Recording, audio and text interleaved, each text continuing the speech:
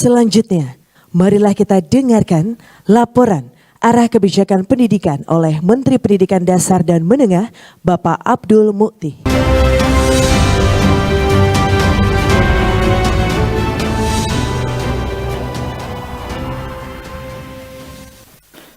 Acara ini kami maksudkan sebagai bagian dari upaya kami untuk memperbaiki kinerja atas kebijakan-kebijakan yang telah dilaksanakan oleh Kementerian Pendidikan.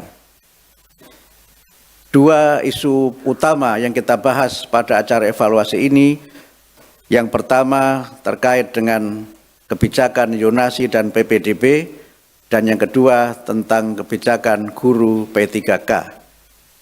Ini merupakan dua isu yang memang menjadi polemik di masyarakat. Bahkan isu itu sudah mengemuka sebelum saya serah terima jabatan dengan Mas Nadiem Anwar Makarim. Tetapi ini juga menunjukkan bagaimana perhatian masyarakat terhadap pentingnya kebijakan dan pelayanan pendidikan yang lebih baik lagi di masa-masa yang akan datang.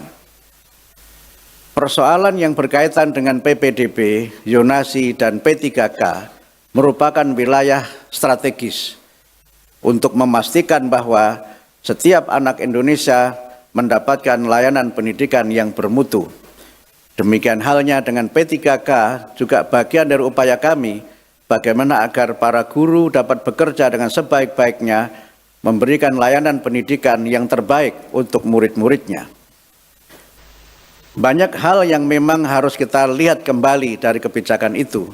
Tetapi yang ingin kami tegaskan pada kesempatan ini terkait dengan zonasi pada khususnya, tentu ada spirit dan filosofi yang mendasarinya.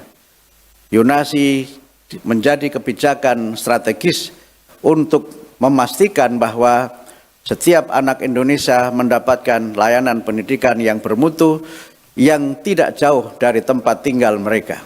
Terdiri atas murid-murid dari berbagai kelas sosial, juga dimaksudkan agar terjadi proses integrasi sosial di antara para murid di lingkungan atau di wilayah tertentu.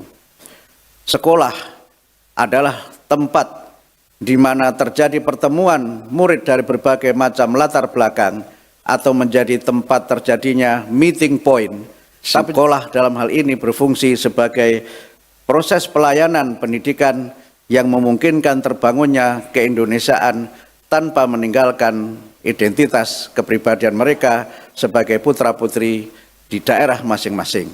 Kebijakan di tahun 2025. Fokusnya pada dua persoalan strategis, yaitu PPDB Yonasi dan P3K. Ini dua persoalan yang memang selama ini sangat menyita perhatian kita, karena memang dalam pelaksanaannya menimbulkan kontroversi baik yang setuju maupun yang tidak setuju. Nah, kami tentu belum pada keputusan apakah PPDB atau Yonasi itu kita lanjutkan atau kami pilih cara lain. Kemudian juga terkait dengan guru PPPK juga menjadi bagian dari kebijakan kami yang memang dalam beberapa hal terkait dengan regulasi menyangkut ASN dan juga regulasi yang terkait dengan kewenangan pemerintah daerah dan pemerintah provinsi dalam kaitannya dengan otonomi daerah. Jadi forum ini sekali lagi adalah forum di mana kami mendengar, kami meminta masukan dari para kepala dinas pendidikan seluruh Indonesia agar ke depan kebijakan strategis dan juga beberapa program strategis itu dapat terlaksana dengan sebaik-baiknya. Semangat dari zonasi tentu sangat kita apresiasi karena pelayanan pendidikan yang bermutu untuk semua dapat diberikan di lingkungan sekolah yang dekat dengan tempat tinggal para murid. Tapi memang ini di lapangan kami mendapatkan banyak masukan terkait dengan persoalan-persoalan teknis di lapangan dan juga persoalan yang berkaitan dengan mutu dari layanan pendidikan di sekolah-sekolah sebelum ada zonasi dan setelah zonasi diterapkan. Kemudian terkait dengan guru P3K, kami sampaikan bahwa selama beberapa minggu ini kami beraudiensi didampingi para wakil menteri dan para dirjen ke beberapa organisasi yang menyelenggarakan pendidikan. Dan memang terdapat masukan yang sangat besar ya kami terima supaya penempatan guru PPPK ini dapat dievaluasi. Penempatan guru P3K hanya di sekolah negeri saja itu ternyata menimbulkan masalah, dan juga tadi Pak Wakil Presiden menyampaikan ada masalah di mana satu daerah itu memiliki kelebihan guru dan daerah lain kekurangan guru. Mungkin juga ada sekolah yang juga kekurangan guru, bahkan mungkin satu sekolah hanya satu guru saja. Ini mungkin menjadi guru yang tersisa. Tapi juga ada sekolah yang kelebihan guru sehingga karenanya kekurangan jam mengajar. Nah, ini yang nanti kami coba lakukan, dan bagaimana kami juga bisa terus berkomunikasi dengan Komisi 10 sebagai mitra kami terkait dengan pelanggaran ini.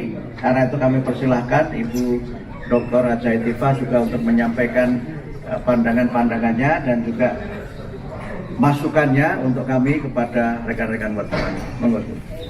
Terima kasih Pak Menteri dan juga para wamen dan sahabat-sahabat saya dari Prof. Nunu dan teman-teman pimpinan Komisi 10, teman-teman media.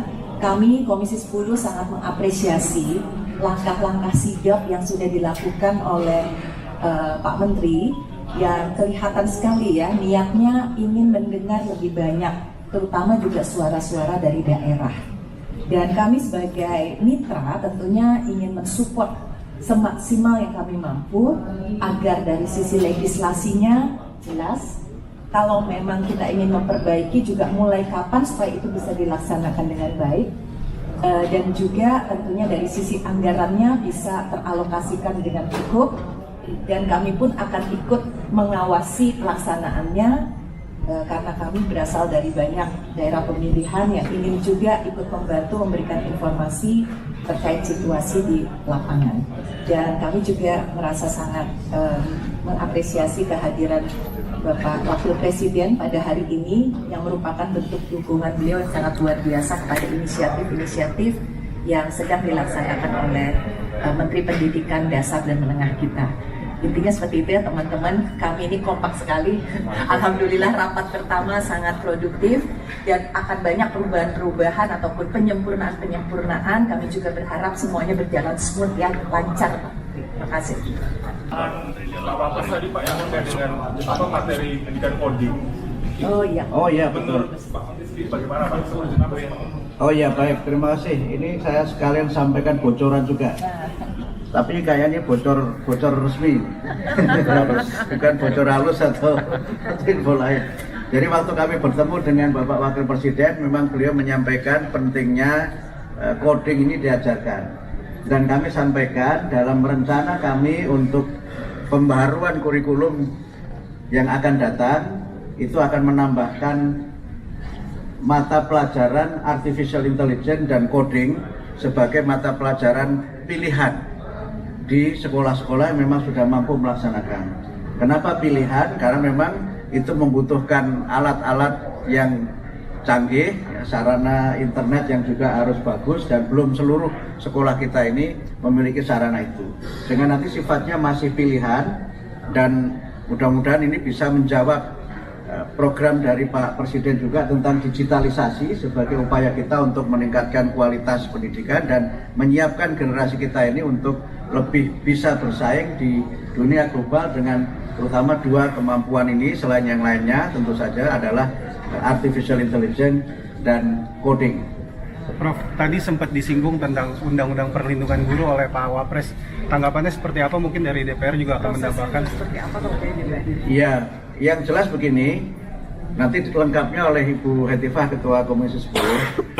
Di Undang-Undang Guru dan Dosen pasal 39 itu sebenarnya sudah ada penjelasan, kalau tidak salah ada 6 ayat yang menjelaskan tentang bagaimana perlindungan guru baik dalam mereka bekerja, kemudian terkait dengan profesinya, keamanannya dan sebagainya. Dan sudah ada turunan lagi aturan yang lain, mungkin nanti Bu Dirjen silakan disampaikan. Tetapi kalau memang dirasa masih perlu, nah mungkin nanti silakan Ibu Ketua Komisi 10 menyampaikan, ditambah nanti oleh Ibu Dirjen. Untuk kami di DPR sendiri tentunya sangat terbuka kepada masukan inisiatif dari pemerintah. Namun untuk saat ini secara resmi yang sudah kami masukkan untuk direvisi adalah Undang-Undang Sistem Pendidikan Nasional, yang mana di dalamnya juga bisa jadi akan mengintegrasikan hal-hal terkait dengan guru dan dosen. Dan secara lebih spesifik lagi, memang di dalam Undang-Undang Guru dan Dosen yang existing ini sudah ada pengaturan-pengaturan yang cukup kuat. Nah, sekarang berarti pelaksanaannya dan aturan-aturan pelaksanaan yang sudah ada ini bagaimana disosialisasikan dan diterapkan ya pada saat ada guru-guru yang menghadapi masalah, itu bisa digunakan sebenarnya sebagai payung hukum untuk melindungi mereka. Seperti itu. Jadi dari Undang-Undang Guru Dosen sudah ada, kemudian turunan Permendikbudnya juga sudah ada, lalu di Permendikbud itu sudah ada amanat petunjuk teknisnya, juga sudah disiapkan juknisnya, hanya tinggal masalah implementasi. Nanti kami akan memperkuat lagi sosialisasi dalam tahap implementasi dari Dijen Guru dan Tenaga Kependidikan. Terima kasih. Pak, terkait dengan renovasi sekolah, rapat terakhir di DPR kan komisi meminta untuk berkoordinasi dengan PUPR dan Bapak meminta solusi yang moderat kepada Wapres. Sejauh ini gimana Pak? Sudah ada solusinya? Saya berencana bertemu dengan Pak Menteri Pekerjaan Umum, karena sekarang PR-nya sudah pindah ke tempat lain dan anak sekolah sudah banyak PR juga kan. Jadi kami sudah bicara dengan Pak Menteri Pekerjaan Umum di waktu ketemu di Sentul, dan sedang diatur waktu untuk duduk bersama bagaimana agar mekanisme pelaksanaan rehab sekolah itu dapat kita cari jalan keluar yang memungkinkan untuk, tadi Pak Wakil Presiden menyampaikan, pelaksanaannya bisa tepat sasaran dan juga dapat dipenuhi dalam waktu yang tidak terlalu lama. Karena itu juga termasuk program prioritas dari Bapak Presiden. Selama ini evaluasi sementara ketika masih dilaksanakan oleh Menteri PUPR itu, salah satu kendalanya adalah pelaksanaannya tidak bisa cepat karena hanya melalui satu kementerian.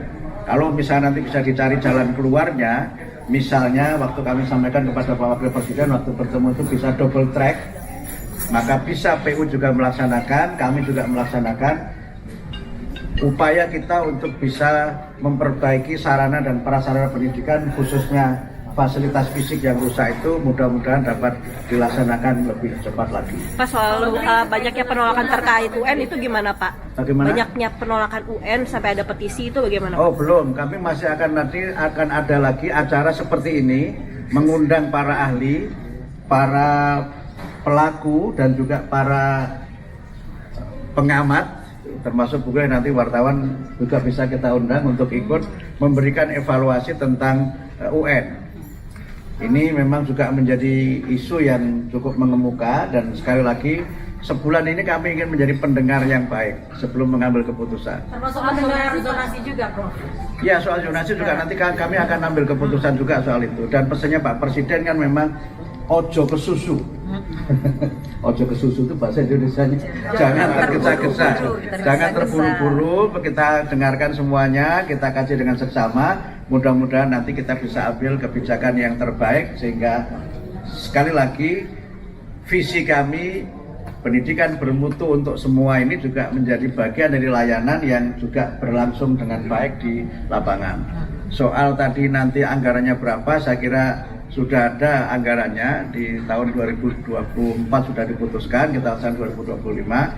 Tinggal teknisnya nanti kami akan bicara dengan Pak Menteri Keuangan, Pak Menteri PU Pekerjaan Umum, dan juga dengan Ibu Menteri Keuangan, karena memang sebagian juga dananya ada di Menteri Keuangan. Prof, mengenai matematika yang masuk TK gimana Prof nanti? Oh, itu sudah keputusan, tinggal nanti teknis pelaksanaannya saja, sehingga bahkan kami juga sudah mencoba untuk menyiapkan platform untuk pembelajaran matematika di TK dan sekolah dasar. Dan itu masuk dalam kurikulum khusus ya Prof? Atau mulai kapan yang di TK itu? Kan memang literasi, numerasi itu kan sudah menjadi bagian dari materi yang diajarkan kan sejak dini itu. Tinggal nanti persoalannya adalah bagaimana teknis mengajarnya. Dan ada banyak penelitian yang menunjukkan bahwa anak-anak yang memiliki pendidikan dasar yang baik, termasuk juga yang memiliki kemampuan literasi dan numerasi yang baik, itu punya keberhasilan studi di jenjang yang lebih tinggi, lebih baik daripada mereka yang tidak punya dasar literasi dan numerasi di tingkat pendidikan anak usia dini. Kemudian yang kedua juga salah satu dari prinsip pembelajaran di TK dan juga SD pada kelas-kelas awal adalah penguatan sosialisasi supaya mereka bisa mengenal norma-norma sosial yang berlaku, kemudian juga karakter-karakter utama yang membentuk kepribadian mereka. Dan perlu dipahami bahwa matematika untuk TK ini tidaklah yang hitung-hitungan rumit. Hitung-hitungan rumit biarlah Komisi 10 yang menghitung. Tapi nanti sesuai dengan prinsip pedagoginya matematika